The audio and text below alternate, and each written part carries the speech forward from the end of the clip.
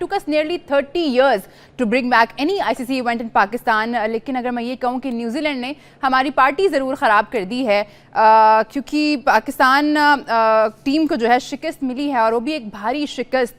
शायद इस तरह का हार की हम उम्मीद नहीं कर रहे थे। इस पर हमने बात करनी है। इंजी भाई, बहुत सारी चीज़ें आज के मैच में हमने देखा है गलत हुई हैं। मुख्तलिफ डिसीजन, स्पेशली कैप्टनसी पे बहुत सवाल उठ रहे हैं। क्या कहना चाहेंगे आप?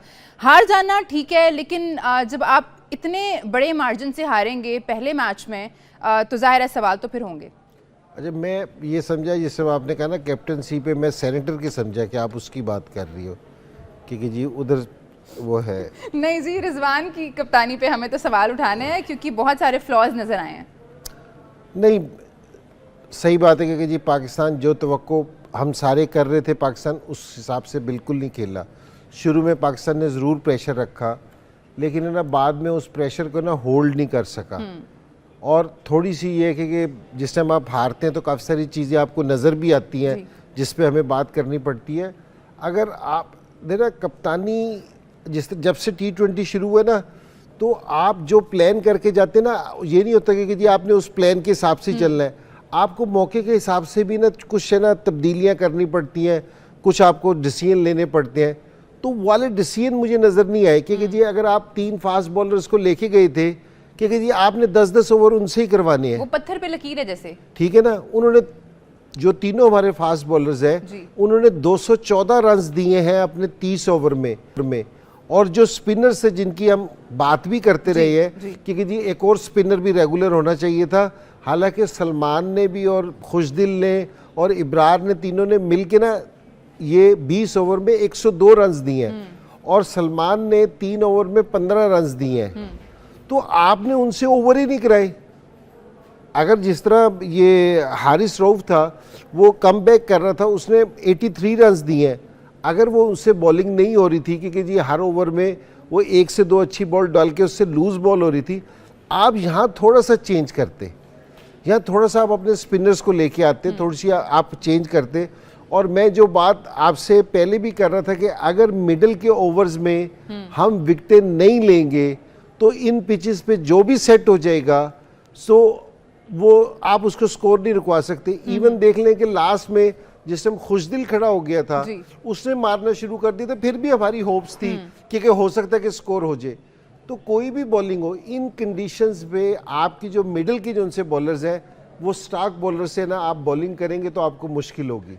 अगर आपके पास रेगुलर बॉलर होंगे, वो आपको विकेट भी लेके देंगे और स्कोर भी कंटेन करेंगे, तो वो आपका फ़र्क डाल सकते हैं। तो मेरे ये ख्याल में कि जी आज हमारी कुछ सिलेक्शन का भी मसला था, बैटिंग ऑर्डर का भी थोड़ा सा मसला था, और मेरे ख्याल में कि जी बॉलर्स के जो ओवर्स हैं वो मेरे ख्याल में सही तरीके से ना इन्होंने उसको यूटिलाइज नहीं कर सके। सकी भाई, हार जाना ठीक है, गेम है, हार जीत इसका हिस्सा है। जब हम जाते हैं मैदान में तो हमें पता होता है कि एक टीम हारेगी, एक टीम जीतेगी, लेकिन जब शिकस्त का जो फासला है जीत का और शिकस्त का वो इतना बड़ा हो जाए, तो फिर आप मतलब क्या ही कहेंगे। अब 60 रन से आप जो है वो पहले ही मैच में हार गए हैं, और ओपनर था आज, तो मोरल जाहिर ऐसे कितना आपका डाउन गया होगा?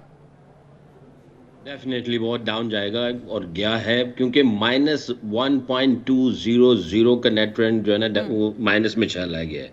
इसको अगर रिकवर करना है, अगला मैच इंडिया फिर बांग्लादेश, अगर आप वापस आते हैं इस टूर्नामेंट में, तो आपको किस मार्जिन से इंडिया को मारना पड़ेगा, जो कि हाई वोल्टेज मैच है। उसमें क्या आप नेट रन रेट देखेंगे या मैच जीतने पे देखेंगे? फिर वो कब आप कैलकुलेट करेंगे किस तरह क्या सिचुएशन है? फिर बांग्लादेश के साथ जब आएंगे, अगर आपने इंडिया को मारते हैं तो बांग्लादेश वाले मैच में भी आपको फिर यही टिकटिकी लगी होगी कि नेट रन रेट, अगर बांग्लादेश कहीं न्यूजीलैंड को मारता है, वो कहीं आगे अपनी गिच्ची बाहर निकालता है, तो भाई वहाँ फिर नेट, अब दिमागों में एक नई एडिड प्रेशर चीज होगी, नेट रन रेट। देखें जी, रिसर्च ये कहती है, स्पोर्ट्स साइंटिस्ट जो हैं, जो रिसर्च है वो ये कहती है कि दोनों टीमों की स्किल्स अगर बराबर हों, दोनों टीमों की स्किल्स बराबर हों, तो वो टीम जिसकी प्रेपरेशन जितनी अच्छी होगी वो दूसरी टीम को मार देगी। फिर रिसर्च ये भी कहती है कि दोनों टॉप पे 2 टीमें आती हैं, एक होती है जो बहुत ज्यादा हाइपर होती है और एक होती है जो बहुत ज्यादा काम होती है। बाकी जो बीच वाले होते हैं वो कट जाते हैं। तो बहुत हाइपर अग्रेसिव और काम, इन दोनों का आपस में ऊपर जाके टाकरा होता है और ये दोनों टीमें ऊपर चली जाती हैं। ऊपर जाके जो काम टीम होगी वो अग्रेसिव टीम को मार देगी, क्योंकि काम वाली जो टीम है उसकी प्रेपरेशन बहुत सॉलिड होती है और वो कामनेस में एग्रेसिव को वो है पकड़ लेगी। अब हमारी सिचुएशन ये हो गई है कि कामनेस कहाँ से मिलेगी जब हम इतने बड़े डेफिसिट से हम लोग मैच हार गए हैं। तो कामनेस को कंट्रोल करना, फिर आगे मैच के अंदर जो एग्जीक्यूशन है और उसके अंदर जो अग्रेशन वो करना है, अगर उसमें से डाउट्स आ रहे हैं और उसमें क्लैरिटी नहीं होगी तो बहुत ज़्यादा प्रॉब्लम हो जाएगी। देखिए सुबह के प्रोग्राम में यही बात हो रही थी कि हमारी प्रेपरेशन जो है वो उस तरह की नहीं होती जिस तरह की ऑस्ट्रेलिया की है, न्यूजीलैंड की है, इंडिया की है या इंग्लैंड की है।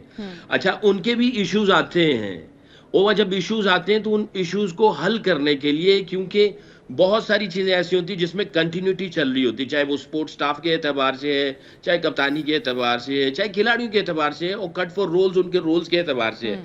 उसमें जब कंटिन्यूटी होती है तो जब हालात आते हैं, सिचुएशंस आती हैं, चाहे वो इंजरी के एतबार से है, चाहे वो फॉर्म ना लगने के एतबार से, तो वो चीज़ों को कंट्रोल कर लेते हैं, चीज़ें थम जाती हैं।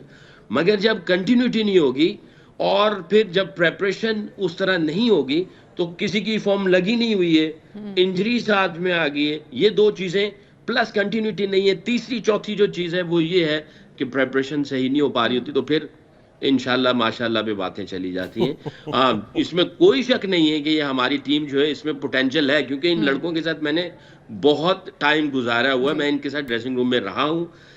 ये अपने उस पोटेंशियल पे नहीं खेल पाते, वो इस वजह से कि चीज़ों में कंटिन्यूटी नहीं है। और फिर इंशाल्लाह माशाल्लाह जो मैंने पहले कहा भी उस पर आ जाए, इंशाल्लाह अगर ये चल गया तो ये ऐसे हो जाएगा, इंशाल्लाह वो ऐसे होगा तो ऐसे हो जाएगा, अगर उन्होंने ये कर दिया तो हम ऐसे कर देंगे। ये इंशाल्लाह माशाल्लाह कहना है, बट आपकी प्रेपरेशन पूरी होनी चाहिए।